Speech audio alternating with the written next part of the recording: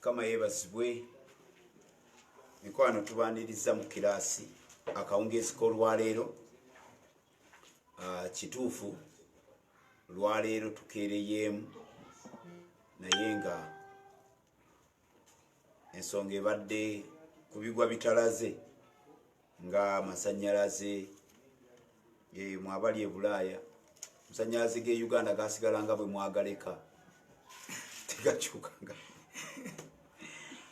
tegakyukangamu naye twagala okubaaniriza mu class attendance Mugaga Viola Suzi register emaze okukapchalinga nti mumaze okutuuka. So mikwano nga class yaffe egenda mu maaso olwaleero twagala tukyeyongerayo nga tusoma ku birabo eby'omwoyo omutukuvu nga tuli ku seeti eno eyogera ebeetunuulidde bye tuyita power gifts. Mu byo mwe mugwa ekirabo ky'okukkiriza twakyogerako ne kisomesebwa bulungi. Bwe twamala ekirabo ky'okukkiriza ne tugenda ku kirabo kye tuyita the working of miracles. Olwaleero twagala okumalayo seeti eyo n'ekirabo ekiyitibwa healing, okuwonyezebwa oba okuwonya y'essomo lye tugagala okutunulira mu kawungezi k'olwaleero. Naye nga mwebale kubeera nga mubeerako bonna. Mukama abatuweere nnyo nnyini ddala omukisa. Tubakulisaayo nnyo mukulikeyo mu last chance. Crusade bwe zityo bwe zibeera.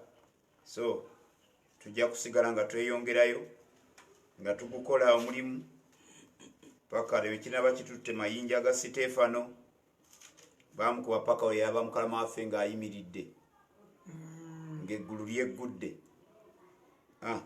N'abasabira essaala nti basaasire tebamanyi kye bakola.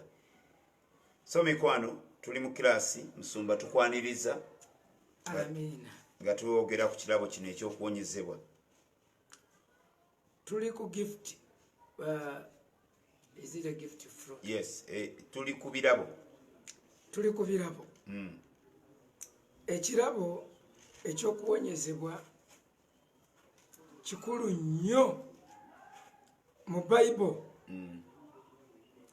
Omujamani akola emmotoka ye n'agikolera spare. Atusubire nti eddoboozi lituuka bulungi bwe nnaba terituuse. You still have a right to comment. Yeah, you can tell me. Yeah. Ngenda kwogera mpola mpola. Eddoboozi lyafuuka lya jjajja.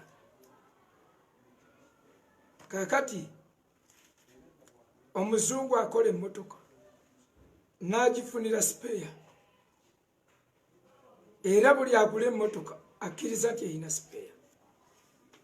Naye Katonda ayinza atya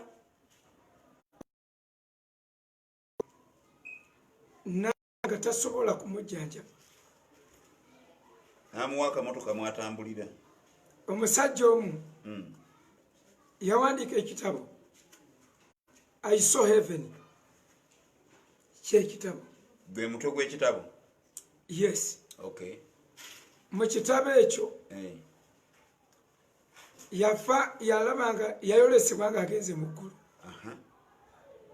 N'asanga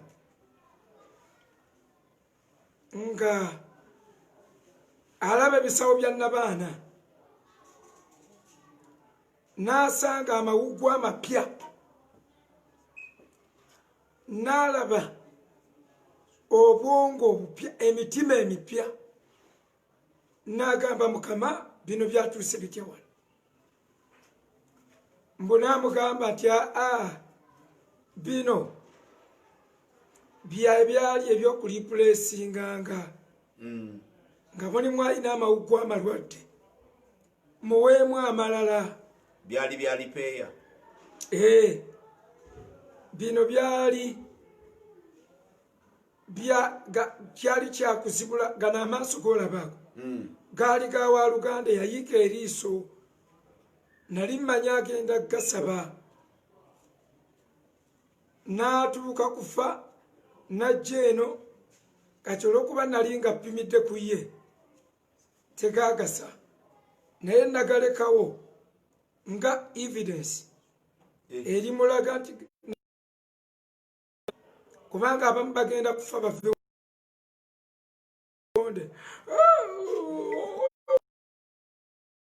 ndwalayirira nga tewali anyamba engeri yakatutaase kuba tayagala kusoma. Very good. Newabulawo ayamba. Newabulawo ayamba. Naye ebintu Katonda alijjayo ebyo naga nti kino kyali kikyo naye nga tokikiriza. Nagamba I created man with a free will. Siyinza kukaka kuwonyezebwa. So abantu balwadde si lwakuba nti Katonda bw'ayagala naye byemuwulira bibafuula abalwadde. 1 babagamba Katonda ali mu kugezesa. 2 babagamba ti akuyigiriza kugumiikiriza bulwadde bali ku practice. 3 ne bakugamba tyaa ebibi by'abajjajjaabo byebikutuusiza wano byebikutuusiza. Njagala kubagamba leero nti Katonda ayagala abantu bawone. Sumba ogenda tusomera mu Makko 1:4. Makko 1:4 oyogedde ku bibi by'abajjajja n'enzijirwa ekibuuzo nti naye maama baaba byenenya omanya ddi nti kati babisonyiye. 40. Makko 1:4 lugambye a man with leprosy came to him and begged him on his knees, if you are willing, you can make me clean. Filled with compassion, Jesus reached out his hand and he touched the man. I am willing, he said. Be clean. Immediately the leprosy left him and he was cured. Mbadde njagala waako. I am willing. The man questioned the will of God concerning with healing. The question was, are you willing? Are you willing to heal me? Jesus did not only express his will, but he acted before he confessed his will.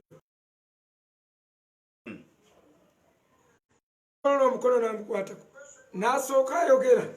I am willing. I am willing.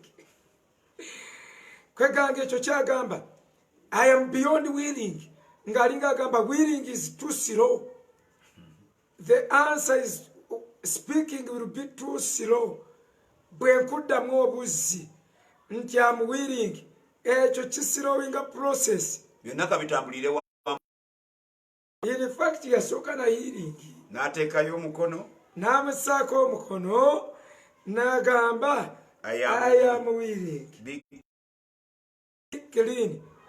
Ey'Oluganda nnonga ekikutteko ekusesa. Ti omusajja najja n'agamba Yesu oyagala mponya. Yesu n'agamba mbu Yesu n'akola omukono n'amukwata n'amugamba njagala. So mikwano njagala kusikuza mbuza maanyi. A check up with the network. Sikuza mbuza maanyi. Waliwo Katonda alaga nti ali willing. Katonda ali willing okututaasa. kati bw'aba ali wiringi okututaasa malebulate bw'aba ali wiringi okututaasa tulina okubuuza ekibuuzo ekirala therefore then what is the problem ekizibu kiri luddawa if God is willing ng'abalwadde bwe bali God made a covenant of healing n'omuwonya waali among the 15 covenants we have a covenant of healing ku ndagaano eziri mu bayibuli emikago katonda gyazzenga akola mulimu ey'okuwonyezebwa mu covenants 15 eziri mu bayibuli ey'okuwonyezebwa nga ndagaano eyimiridde ku bwayo ng'eraga katonda wa bayibuli as a healer. So there are 4 major reasons why we emphasize why we yogera oluzungu oluganda njogera oluzungu waliwo ensonga nnya there are 4 major reasons lwaki tukaatiriza why we ascertain and confirm nti katonda wa bayibuli katonda muwonya that the God of the Bible is a healing God. 1 esooka promises of healing in the Bible ebisuubizo by'okuwonyezebwa bye tusanga mu bayibuli ebisuubizo bye tusanga mu 2 ekyokubiri prayers of healing we find in the Bible essaala ezaasabibwa abantu bawonyezebwe ze tulaba mu bayibuli 3 ekyokusatu the testimonies of healing we see in the Bible obujulizi obw'okuwonyezebwa bwe tulaba mu bayibuli 4 ennya perplexity about lack of healing kwegamba abantu okutabulwa kw'okubeera nga tebawonyezeddwa. Those are the 4 major reasons as to why we believe without even a shadow of doubt that the God of the Bible is a healing God. Bayibuli ye katonda omuwonya. Those are the 4 major reasons. Ezo ze nsonga nnya enkulu. Tugambye esooka promises of healing. Ebisuubizo by'okuwonyezebwa. Eyokubiri number 2 prayers of healing. Essaala ez'okuwonya ez'abantu okuwonyezebwa. Number 3 ekyokusatu testimonies of healing in the Bible. Obujulizi obw'okuwonyezebwa mu bayibuli. Number 4 ekyokuna the perplexity about lack of healing in the Bible. Okutabulwa kw'abantu nga bayagga nga banoonya okuwonyezebwa mu bayibuli. And you can trace this era bino tusobola obbirondoola from the Old Testament okuviira ddala mu ndagaano enkadde through okutambulira ddala olugendo olwo up to the New Testament paka ku ndagaano empya nga tulaba ebintu bino ebina. as we look at these 4 things.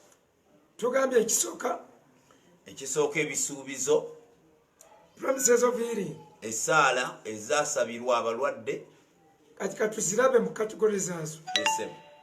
Promises Exodus 15:26 ebisuubizo by'okuwonyezebwa okuva essula ya 16 olunyi lwa 26 ntandise na ndagaano nkadde anti tukiveeyo ngeri gye twaganye tusobola okukisima okuva mu nkadde paka mu mpya tuzimbe true healing and deliverance nga tunnyonnyola okuwonyezebwa okutuufu ne kye tuyita okusumululwa. Kati kino ekirabo the gifts of healings ebirabo by'okuwonyezebwa ogenda kistrokinga and miracles okuwonyezebwa and deliverance okuwonyezebwa n'okusumululwa. Healing and deliverance. Okuwonyezebwa n'okusumululwa. Very good. Now specifically tutemyeko ka part A. Aka healing. Tusose kusikayo line ya healing. Kibere kiramba. Deliverance tebamuwa mu birabo. Deliverance is not among the gifts of the Holy Spirit. Okusumululwa tekisangibwa mu birabo bya Mwoyo Mutukuvu. It is part of healing. Kitundutundu ku kuwonyezebwa. Secondly, casting out demons is for every believer. It is not a gift. Okugoba dayimoni si kirabo wabula kya buli mukkiriza yenna. Because casting out a demon begins with resistance, with resisting the devil. Kubanga okugoba dayimoni kutandikira ku ddaala lya kuwakanya sitaani. Kuziyiza sitaani. All of us have an instruction that resists the devil, he will flee from you. Fenna tulina ekiragiro ekigamba nti muziyize sitaani naye anaabadduka. Which means ekyo nga kitegeeza it is a mandate of everybody to resist the devil. And resisting is the initial stage of spiritual warfare, of casting out demons. Eddaala litandikirwako mu kugoba emizimu, lutalo lwa mwoyo, kusumululwa, litandikira ku kuziyiza sitaani. So we cannot say so and so was called for spiritual warfare. Tetuyinza gaa nti gundi yayitibwa okulwana olutalo olw'omwoyo. All spiritual warfare is, there is nothing called spiritual warfare apart from casting away demons either out or away from the environment. Tetulina kyonna kye tuyinza kugamba nti okwo kwe kusumulula okuggyako okugoba dayimoni zive mwe ziba ziri oba mu kitundu we ziba So ziri. that's why you have combined them, healing and deliverance. Y'ensonga lwaki ebyo ebibiri tubitadde wamu, okuwonyezebwa n'okusumululwa. Now we are looking at healing specifically. Kati tuzze tusooke tukwateko kimu, okuwonyezebwa. The Greek word for healing is to make whole.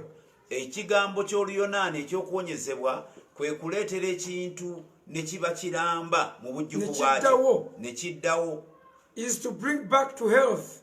N'okomyawo ne kifuna obulamu nate. Is to bring back to normal. Ne kikomawo mu butuufu bwakyo. That is the Greek word for healing. Ekyo kye kigambo ky'Oluyonaani ekyokuwonyezebwa. That is how they talk about it. Era bwe kityo bwe kibadde kijja nga kyogerebwako. So tugambye nti ebintu ebina, the four things ebiraga nti Katonda wa Bible Katonda wa kuwonya. that show that the God of the Bible is a God of healing. Muwonya. Is a healing God. Tugambye tusoose na promises. We begin with promises. Buli we tulaba promises mu Bible. Whenever we see promises in the Bible, nga Bible yetugamba eyasuubiza mwesigwa. and the Bible tells us that he who promised is faithful, n'okukola alikola. and surely he will do. Ekyo kiririra mu Pepulaniya 11 ojja kusoma 3:4 sokokebereko. Okay. Pepulaniya 11. Ali mu byuma ndeetera wano Bible yange ey'Oluganda. Pepulaniya 11:3. Okay. Tukatulukeberewa. Uganda Bible. Ogambye oyagala ekigamba kitya? Eyasuubiza mwesigwa n'okukola alikola. Ekata asuubiza kintu n'atakikola ogenda kikebera mpola. Okay. The one who promised is trustworthy. Mwesigwa n'okukola alikola. Talina kintu kyayinza kusuubiza ate n'atakikola. Loluyiro ojja tusanga mu Pepulaniya kamala tunoonyeza kasita asuubiza 11 something of that kind. Okay, tujja ddukebera. Bagenda tunoonyeza ti yatusuubiza mwesigwa n'okukola alikola. All right. Okay. These were the commanded for the faith, none of them received the promised. Okay. So all right, kabalu tukeberere. Yasuubiza mwesigwa n'okukola alikola. Kakati twogera ku promises. Nkulu bwe tuziraba mu Bible. We trust God for that. Exodus 15:26. Okuva 15. 26. Tuli ku promises of healing. 15:26 agambye bw'ati nti 15:26 He said, if you listen carefully to the voice of the Lord your God and do what is right in his Daniel eyes. Damba alulabye. Alulabye. 23. 23. Okay. Kati lwe tuba tusooka batusooke tumale lumu. Tulubawe.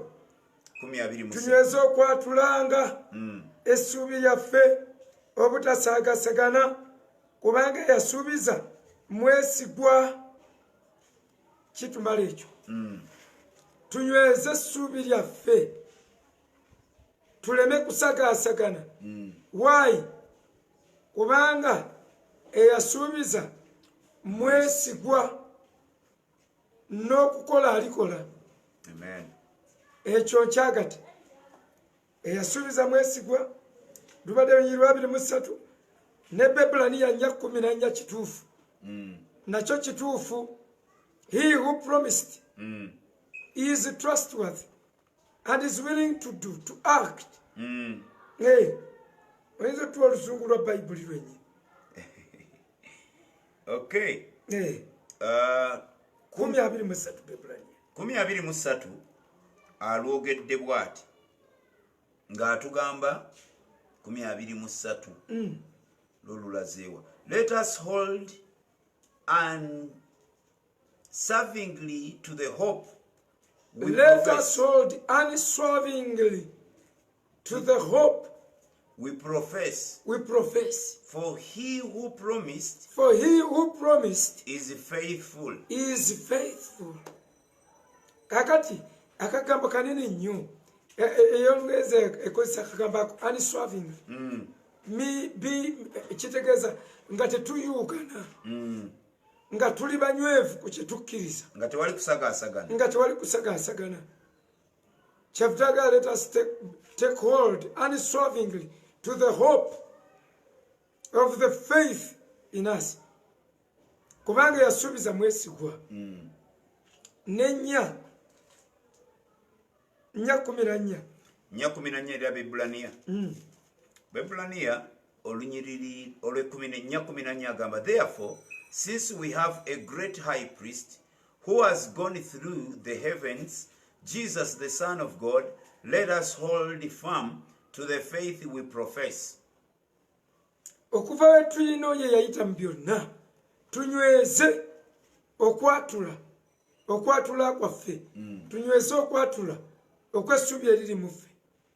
Kati promises zetubaddeko. Yes.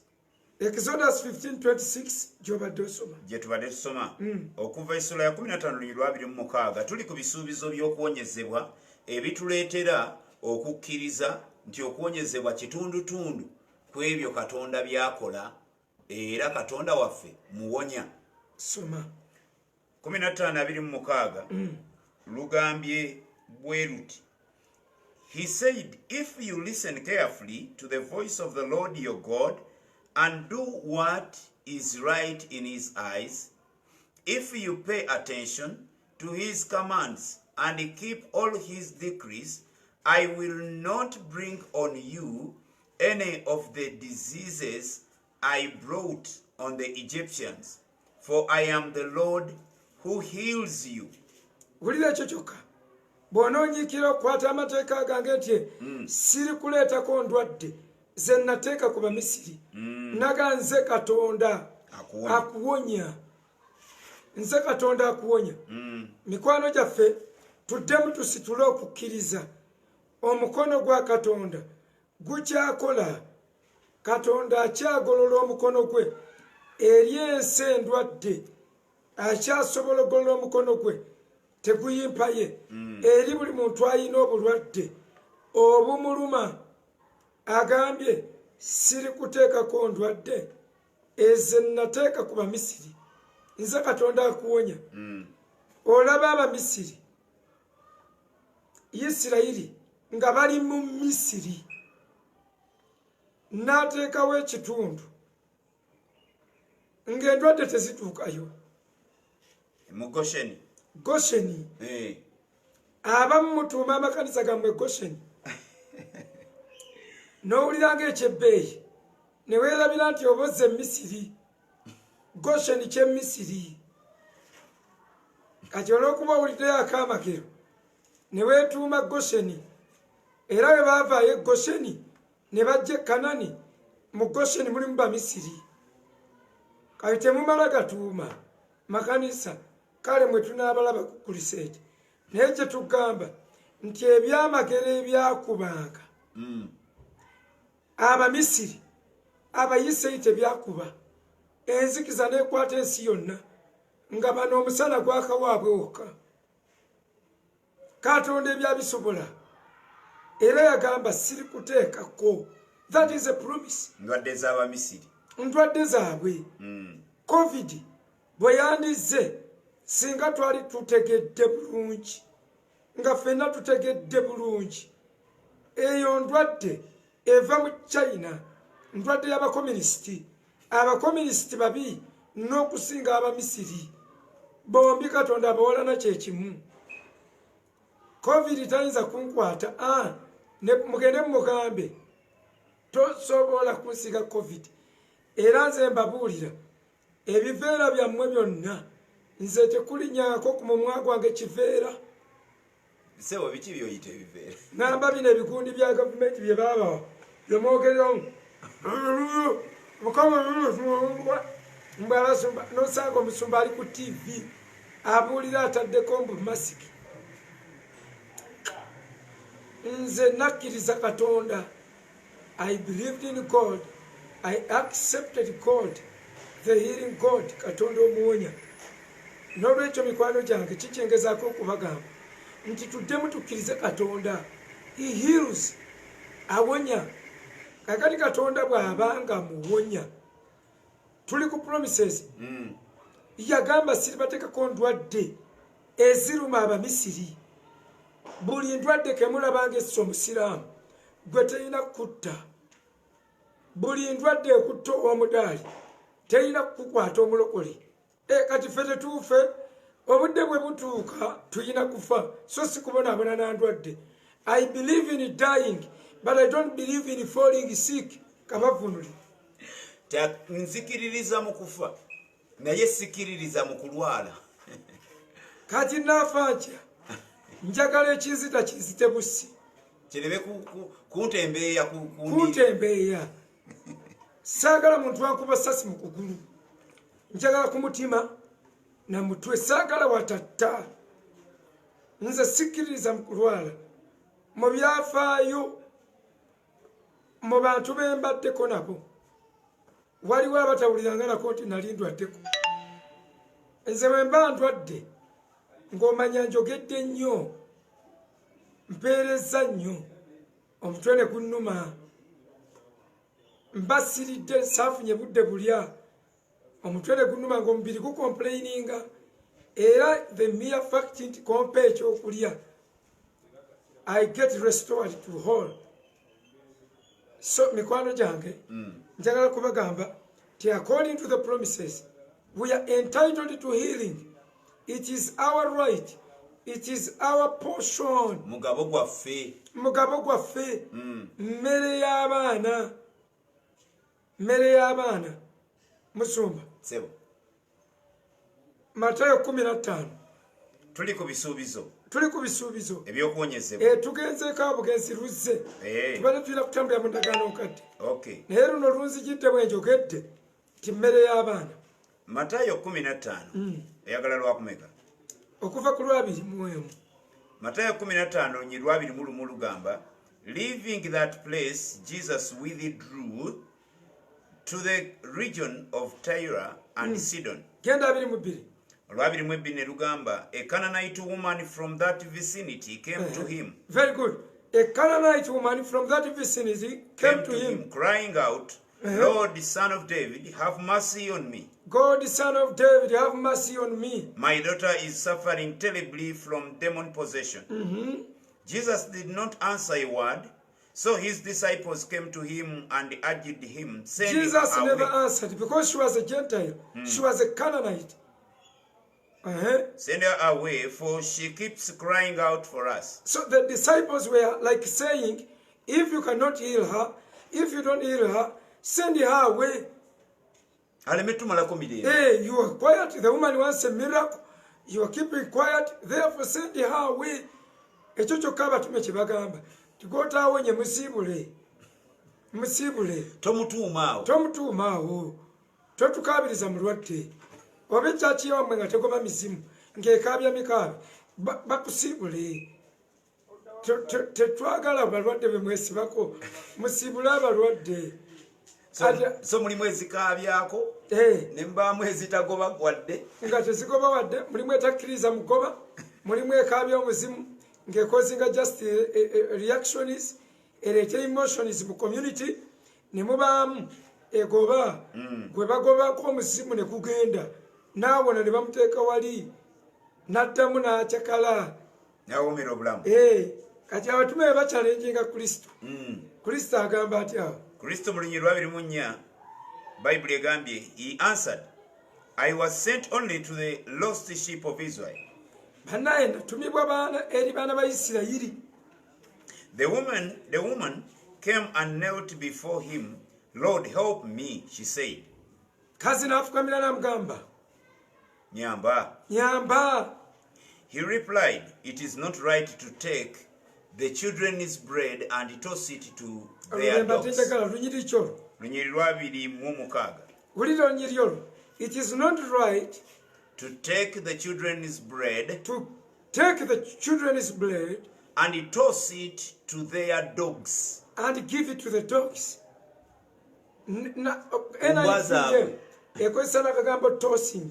Tossing it to their dogs. No sulira. Kugamba sina mbwa zonna naye embwa zaabwe. Embwa zaabwe. Nga bw'olinayo embwa eka. Si kuddira mmere y'abaana. N'ogisuulira embwa zaabwe, embwa z'Abayisirayiri. Kaakati yali amusabye miracle of healing. Kati the miracle of healing in that phrase was referred to bread. Siddira mmere y'abaana kugisuulira mbwa zaabwe. So siyinza kuddira kuwonyezebwa.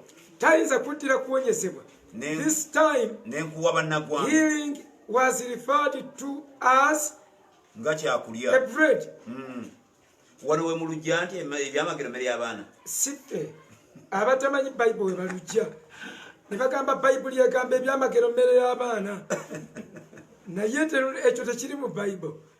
Kati nze ndi books ndi wa bitabo mba mmanyi kyagezaako gamba naye aba agamba Yesu kiri kyagala siddira mmere y'abaana kugiwa bubwa. Yali ategeeza siddira byamagero kuwonyezebwa n'embisuulira ab'amawanga. Remember, in the law the Gentiles were being referred to as dogs. Mu mateeka ga Musa. Even up to now, okuwona category eyo bakirasi y'embwa. You have to be born again. Nozaalibwa gwakubiri. Kati munnaggwanga oyingirira ku Mwoyo Mutukuvu. Kati ffe twakkirizibwa okwegatta ku mmere y'abaana. Yes, sir. To the commonwealth of the people of God. We were alienated. That is according to Ephesians chapter 2, verse 11 to 13. Egamba, we Gentiles, we were alienated, we had been alienated from the commonwealth of Israel, but we were combined, we were brought on board by the blood of Jesus, by the Holy Spirit. Yesu amala kufa n'agenda mu ggulu n'adda n'agamba mpeereddwa obuyinza mu ggulu ne munsi. Now go to the entire world, bringing all nations on board. So when we are brought to the commonwealth, among the wealth of Israel, naye wandilusomye olwa commonwealth kubanga kye bayita commonwealth si bya bugagga bya mu ttaka, si bya lulimi Olungereza, si bukommonwealth w'Ebungereza. Okay. Si Abefeso sura 2 olunyiri lwa 11. Befeso 2:11. 2:11 lugambye bwe luti, therefore remember that formerly you who are Gentiles by birth and called uncircumcised by those who call themselves the circumcision, that done in the body, circumcision done in the body by the hands of men, remember that at that time you were separate from Christ, excluded from the citizenship in Israel, and foreigners to the covenants of the promise, without hope and without God in the world. Very good.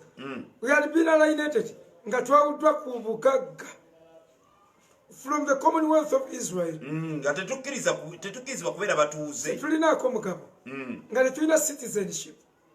Kakali the citizenship eno ey'omuggulu yeetugatta. Yes. Ng'egamba our citizenship is in heaven. Luba lwa 20. luba 3:2 Bafilipi. Our citizenship is not here, is in heaven, and the citizenship of Israel is also in heaven. So we got citizenship. 2, we got heritage.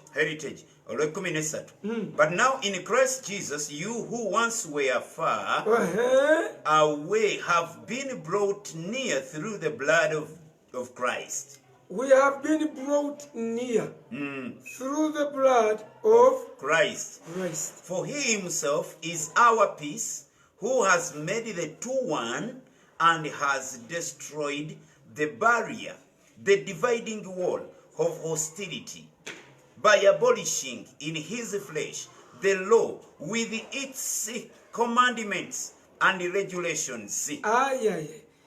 Nagoba endagaano ennene eyali ekisenge ogusenge Berlin Wall n'agumenyawo kyayita Berlin Wall ogusenge gw'amateeka bagawa Abayisirayiri nga ge gatuyinga ku Muyisirayiri nga ge gabatuuse eri Katonda.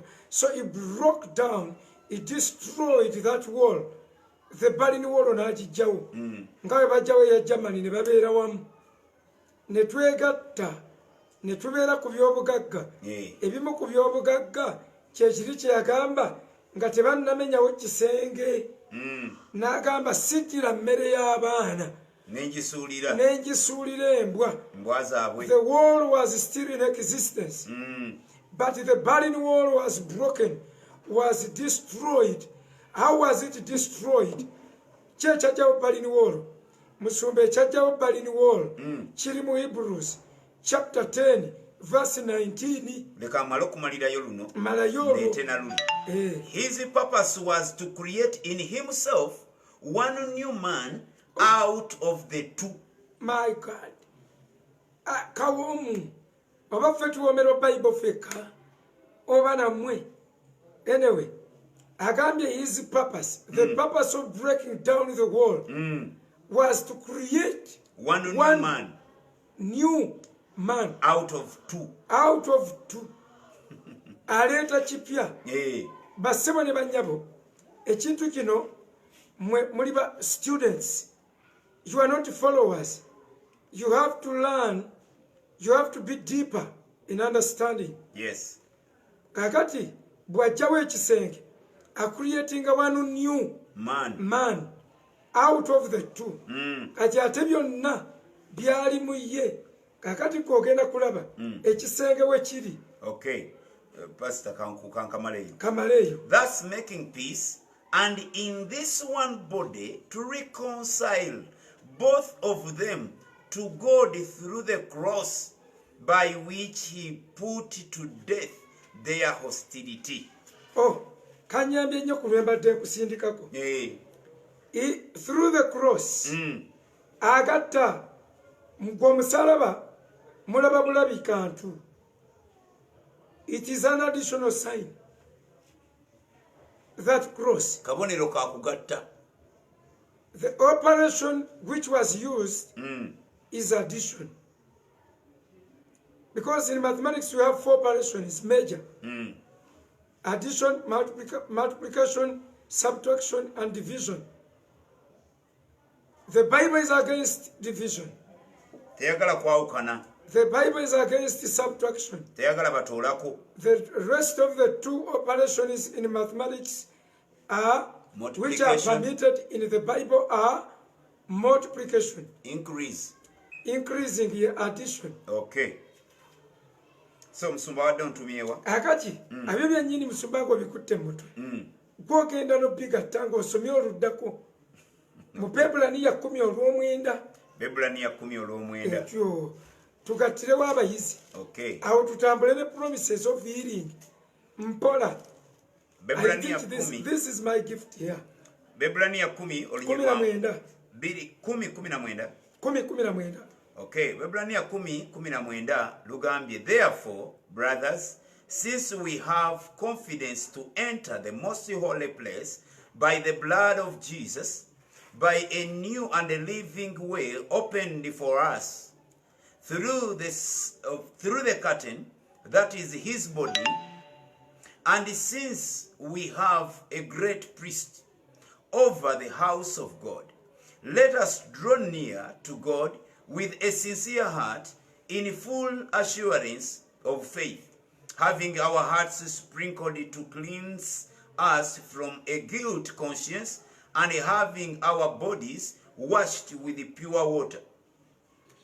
Kakati okusomesa okuli awo musumba ajagala owulirize tuvudde eri nga baliriwolo bagimenye baliriwolo we bagimenya ng'anoonya kufuula kimu ebibiri ekimu bw'amala obifuula ekimu jjukira gye tuvudde awo n'anoonya tubeere ku commonwealth of the people of Israel. Of Israel. Kakati nga ye agenda okigatta. Bw'azza okigatta mbu yakikolera ku musaalaba. Bwe yakikolera ku musaalaba mu musaayi gwe ono n'atugamba enkola yakyo gye baakikoleramu ku musaalaba mu Bebulaniya. Kati osomenga okutula. Okay. Bebulaniya 10. Olwe 19. Therefore, brothers, n'olwekyo abooluganda, since we have confidence to enter the most holy place. Kaakati tuba tufunye confidence eri baliniwolo bagenda jijja mu bisenge kati bagenda jitulaga ku mulundi guno, not as a wall but this time as a veil, as a curtain. Tugende. Okay. Atugambye to enter the most holy place by the blood of Jesus. Kati ekyakolebwa eri ku musaalaba kwayiika omusaayi gwe kati tulina olukusa okuyingira olw'omusaayi gwa Yesu wawatukuvu most holy place by a new and a living way opened for us. Mbu olw'ekkubo lyatukubira eppya. Jjukira eri yagambye yajjawo baliniwolo to make it to one, to make something new. A new and open for us through the curtain that is his body. Kakati ekyo kyenjagala. Through the curtain ekkubo yali tukubira kuyita mu kuyuzaawo veil, by removing the veil, and that veil was none else but his body. Science ali wano ekitabula abantu ku nsonga eyo. Kati omubiri gwa Yesu ate kubeera kutya kateni ate nga yagenda ogatta bwe guyulika guba gutya kateni. Kakati Yesu okujja okugatta ebintu ebibiri byombi yasooka biteeka mu ye. Byombi ne bibeera mu ye. Byombi yazaalibwa ng'afugibwa amateeka. Okay. Kimu ekyo nga kikiikiridde omubiri gwe.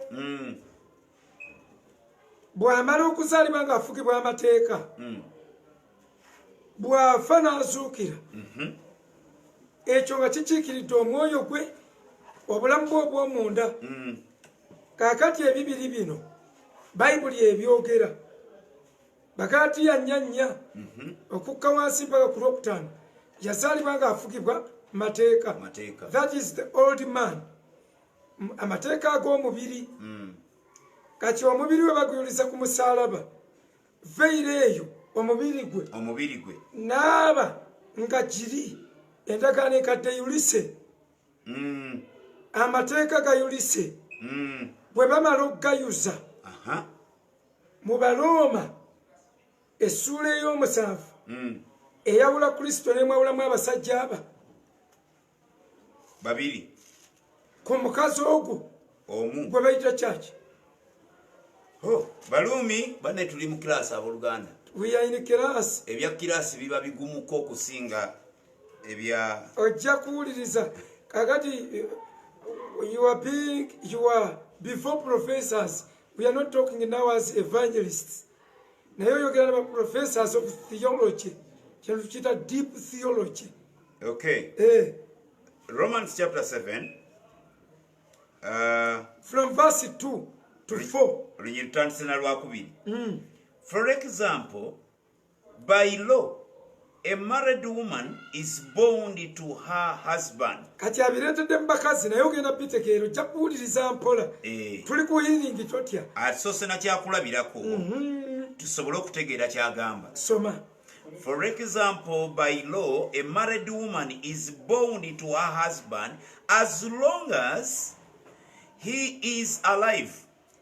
Omukazi asibibwa amateeka ga bba bw'aba akyali mulamu. Nga bba akyali mulamu. Nga bba akyali mulamu.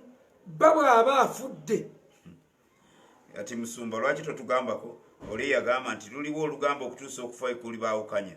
Oyo tamanyi Bayibuli. Ate si yekka. Okay. Kyeva sikutukana ye ng'omuntu omu. Alina ekigulupu. N'abaga nti tamanyi byayogera nabo tebamanyi. Abamu baga nti ndi w'amalala bulala. Naye ffe tutuula ne tutunuulira Bayibuli ne tusoma ne tuwoomerwa nga tetulina kye tuvuga. Nga tolina kye weeraliikirira. Omukazi afugibwa bba. Bba ali mulamu. Bba bw'afa omukazi taddamu kufugibwa. Mateeka ga mugenzi. Bw'aba akyali mulamu amateeka gakulondoola ne gakufuga. Kati Yesu kino yakyogera ng'aleeta example. Kirira. Agambye, but if her husband dies, she is released from the law of marriage. Amateeka g'obufumbo gaba tegakyamufuga. Okay. So then, if she marries another man while her husband is still alive, naye bw'afumbirwa omusajja omulala ng'ate oli tafudde, she is called an adulteress. Bamuyita mwenzi. But if her husband dies, naye omwami bw'afa, she is released from that law. Aba ateereddwa ku tteeka lya bba. Oba afudde omugenzi taba na mateeka, talina gwafuga. Awo no nagambidde nti abafu tebalina mateeka ge bafuga. And is not an adulteress even though she marries another man. Bw'afumbirwa aba tayonoonye. Bw'afumbirwa nga bba afudde. Kaakati bagenda kukuleetera olunyiri lw'enjagala mmwe. Kati abamu temugenda bitegeererawo. Naye wanaayitawo n'ekyalunaku n'ekyo kyakuddamu ogizanye vidiyo. Twogera gye muli nga ba students. Ba followers tetubabuulira bino. These are mysteries. Christine yansanyusa is one of the followers. Ayagobera nnyo okuyita ku WhatsApp. Naye yagamba yaddingana akatambi ka last chance nga yeebuuza ekituufu ekyawandiikibwa kya Matayo 17:21 Yesu teyakyogera. Agamba nziriŋŋanye n'akaddamu. Kyetwagala. Okay. Olwokuna lulwo. So my brothers, you also died to the law through the body of Christ. Through his body. Jukira body. Gye bayuzizza ebadde kateni. Bwe baayuza omubiri gwe. Through his body we died. To the law. We died together with him. Soma. Okay. That you might belong to another. Kati tugenda kufuna mu muntu ogwo. Tugenda kufuna mu babiri. 2 in 1. The same man who has died is not the one who resurrected. God is giving us another husband out of this one. Musumba wananno we nina obulumi ku bantu obutayagala kusomayo ne basigaza kimu amateeka gatufuga ate gatufuga mateeka we gali tegaliyo. You know, tusome mpola mpola. The problem with the church, you quote people, you don't quote Bible. They don't quote the Bible, they quote people. Musumba gundi nga yagamba bwati. Lwaki musumba gundi yagamba bwati? Nogamba musumba gundi byawandiikibwa. Waliwo yabadangamba ati yabadambuza mama tayo yali mutume. Konze yali mutume. Lwaki ate musumba yagambye bwati tite yali mutume. Konze Bible yegambye naye londako gwokiririzamu. Bwabakiririza musumba genda n'ekyo. Naye Bible yino Matayo sura ya 10:3 egambye yali mutume gwe basoosa n'okusoosa. Okay. Kati mukotinge Bible. All right. Temukotinga bantu. People make mistakes. That you may belong to another, to him who was raised from the dead. Kakati. Okumanya okuli awo musu. The physics of the gospel is there. All of the understanding kwe tuyima okutegeera obulokozi kuva in one man. Omusajja omu yajja alimu ebitundu bibiri. Naye ng'ekibyawula ekiziyiza mubiri gwe.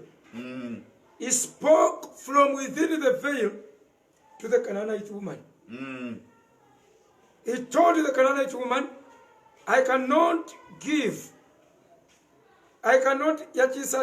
children's bread to be tossed. I cannot toss the children's bread to the dogs. Why? He had not been permitted by the law. The law of Israel. Yazalibwa afugibwa amateeka. Amateeka nga gamukugira. Okay. Naye bwe akomererwa ku musalaba n'afa. Omubiri guno mwe yali ayogerera. Omubiri gwe gwazaalibwa amateeka nga guzaaliddwa bamaama. Mariyamu afugibwa amateeka. Ne guzaalibwa amateeka nga gusagumiitinga. N'ayitibwa mu Yudaaya. N'atwalibwa ku lunaku olw'omunaana atuumibwa erinnya mu yeekaalu. Byonna nga balina obbikola. Naye bw'akomererwa Mariyamu ekikye kye yazaala ne kiggwako ne kiyulika era Mariyamu ng'era ekibajjo kya Mariyamu mu kuyulika kwakyo kigenze n'amateeka ne kigenda n'amateeka. Biikira Mariya na Yokaana era Yesu n'aleka nga akigabye bwe bayuza omubiri gwe obwa Maatha Biikira Mariya n'aba nga takyalina. Okay. Yesu n'abugaba. N'obwa sonship n'abugaba. N'obwobwana bwennyini yabweyabula. N'abugaba. N'agamba Yokaana oyo ye maama wo. Maama oyo ye mutabani wo. In other words, all your claims are stopping here. No more claims. Kino kyendi. This is another new man. Kati nno kiddayo ku kigambo kiri bwe baleeta Yesu mu yeekaalu Luka essula ya 2 olunyirira okuva ku 23. Bayibuli egamba nti Simooni n'ayogera ebigambo ku Yesu ng'agamba nti ono omwana azaaliddwa kitiibwa kya Isirayiri. Era bangi bagwe bangi bayimirire era obulokozi eri ab'amawanga. N'agamba nti naawe mwene ekitala kiriyita mu mmeeme eyo. Kiri ekigambo ekitala kyamuyitamu ng'omwana amuzaalukuse nga amusaanulukuse. The son had saanulukuse amusaanulukuse nga mutabani amutabanirukuse. Lwaki? This is something new.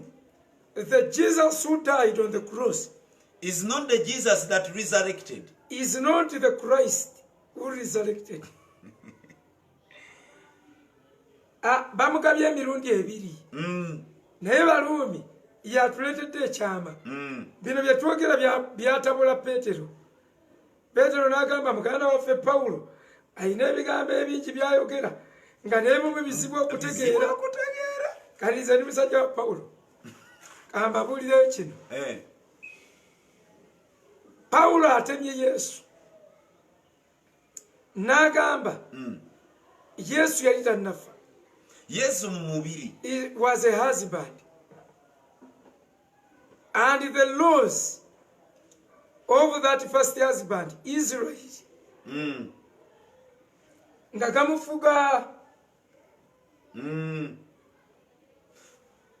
Nsumba kaddemu akantu. Jesus was a husband of Israel. Okay. Kyawandikibwa ti your God is your husband. Katonda wo ye balo. Ekigambo husband Bible ezisinga zikikozesa ti my father is the husbandry ng'agamba gardener. Ate husbandry kitegeeza services. Kakati yali husband of Israel. Yes. When he died, amateeka kwe gaali gatambulidde omwami afudde ne gaba nga tegagenda tegakyafuga muntu kati. Israel naye gandibadde tegakyamufuga singa akkiriza okulokoka. Singa tabadde mu blindness. Otyo authority yaago leero wadde bagakola. Okay. Teweetaaga siga weetaaga okukola kituufu okulokoka. Kati bwafa we get another husband. Okay. Sooli bw'aba oli okay. gaba gagenda tufuga. Omwami okamuyita ow'ekitongole. Omwami ow'ekitongole Yesu afugibwa amateeka. Alina omukyala we Isirayiri. Bali mu ndagaano olw'amateeka. Amateeka ga mwami ate. Ga mwami. Kubanga amateeka gava eri Katonda ye yagagabira Musa. Era gwe yalaba maaso ku maaso. Mateeka ga mwami. Alina omukyala bamuyita Isirayiri. Good. Omukyala oyo Isirayiri buno baze baloowe afa. Bamukomeredde ku musalaba. Bwe bamukomerera eby'omwami oyo n'omukyala enkolagana maneyane mye biweddewo. Omukyala wa ddembe bw'afuna omwami omujja omupya omulala asibibwe ku mateeka g'omwami omujja atandika amateeka mapya. Wano ne batulaga nga Kristo ng'ali mu mubiri mwami eri Isirayiri. Otyo afa bayina muziika. Enkolagana ya Isirayiri n'omwami ono, Isirayiri nga ye mukyala, ekomye. Obufumbo bwabwe principles kwe babadde batambulira buwedde. Tufuna omupya. Tufuna omwami omujja azuukira. Nga era kuzuukira okwo kwe bageraageranya eri mu Bakolinsi ekisooka 15 togendayo nti gy'osiga temala kufunda. Nti ogisiga si yakitiibwa nezuukira nga yakitiibwa. Era for the sake of recording ekitiibwa kino kye boogerako eri mu Bakolinso ekisooka 3 okuva ku lunyiriro olw'omusanvu nti obuweereza buli obanga nabwo bwalina ku kitiibwatiibwa obwali mu nnukuta buno obw'omwoyo tebulisingawo nnyo okuba n'ekitiibwa. Ekijanjalo ky'osiga si kyofunamu. Kale tekisoboka bannaaye. Ofuna kipya era toyinza nti olya nsigo. Empeke y'akasooli gy'oteekayo nereeta omutunsi ne guvaako ekikolo ky'akasooli olumu wakugireko n'eminwe ebiri nga buli munwe gulina empeke 150. Ingeri abafaaliwa.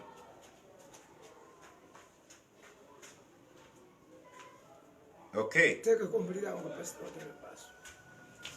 So Okay. musumba ku lunyiriro lwokuna tulaba omwami omupya nga bali ababadde basibiddwa ku mukadde ebyenkolagana y'omukadde biwedde baddembe bagende bayingire mu nkolagana n'omupya akusinziira ku munnyonnyozibwa zatunyonyola. So agambye, so my brothers, you also died to the law through the body of Christ, that you might belong to another, to him who was raised from the dead, in order that we might bear fruit to God. Akati tetubala ebibala ebya Katonda okuyita mu musajja omupya genda maso. Nannyonnyola ng'agamba mu lunyiriro lwokutaano ng'agamba nti olunyiriro lwakutaano tuli mu Baluumi 7 olunyiriro lwakutaano lugamba, for when we were controlled by the sinful nature, the sinful passions aroused by the law were at work in our bodies. Ebiseera bye twafugibwanga okwegomba kw'ekibi, ekikula ky'ekibi kwalinga kukola eri emibiri gyaffe, so that we bore fruit for death. Olwonna tulyoka tubala ekibala ku lw'ekibi eri ekibi. Olunyiriro lw'omukaaga, but now by dying to what once bound us, we have been released from the law. Nziramu lwa mukaaga bannange. But now by dying to what? Munywere musonde mukule kamera. Okay. Okay. Lomukaaga. But now by dying to what once bound us, bwe twafa eri ekyo ekyalinga kitusiba, we have been released from the law. Okay? We have been released from the law so that we serve in the new way of the Spirit and not in the old way of the written code. Bakitegedde? Yes, sebo. Mwabayizi eyo kamera kyakusalako. Mwabayizi. Leero mufunye omukisa kuba amayizo ga tuli kuki? As much as I know you. Mbatono mu mwabawula ebintu eby'omuwendo bitali. Awo omuntu yenna kukutegera kwotegedde. Taddangamu okusomesa ebintu by'amateeka. Tebikola makulu. Tuzzeeyo ku promises. Yetwavudde. Tuzibawe tumalirize. By the way, mwabeekanga nga mulinga abawulira ebipya bye tubeeramu mu Bible College. Actually, the difference is muli mu kuwulira bulijjo ebintu byaffe bye twogerera mu kisenge. COVID yatuleese n'atuteeka ku lubaya. Naye ffe bulijjo ebyo bye tusoma. Tosumululwa nga tutegedde butuufu bwa kigambo kya Katonda. Okay.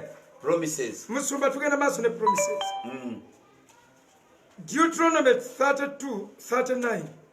Ekyamateeka 32 olwasa 39. 32:39. 32:39.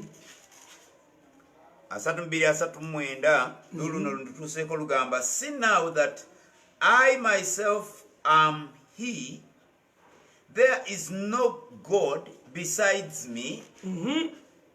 I put to death and I bring to life. I have wounded and I will heal. Tunoonya promises of healing. He has promised I will heal. Agambye I will heal. I will heal. He's a healer. And no one can deliver out of my hand. Tewali n'omu asobola kulokola muntu oba mutaasa omujja mu mukono gwange. Zabuli 13:3. Zabuli 13 olunyiri lwakusatu. Twogera promises of healing. Zabuli 13 olwokusatu. nange natuukawo n'asoma Zabbuli 13 olunyiriri olwokusatu soma lugambye who forgives all your sins and heals all your diseases.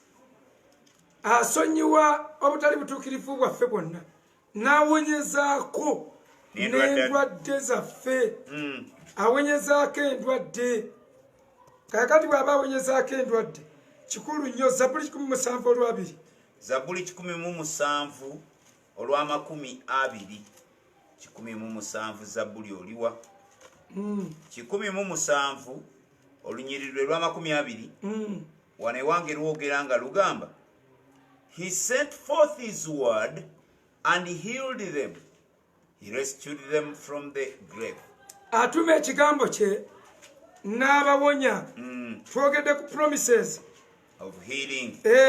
of healing Yesaya 19:22 Yesaya 19 Yesaya 19:22 22 tutaataganyemu mwebale awo ntegedde nti muli ba student. your students Kubanga awo omulala abita mulimu atayagala batawanyako naye mwebale 19:22 lusomesezza nga lugamba bwe luti 19:22 the Lord will strike Egypt with a plague. He will strike them and heal them. Tunonyawo God, we are expressing this God of the Bible as a healing God, as a promise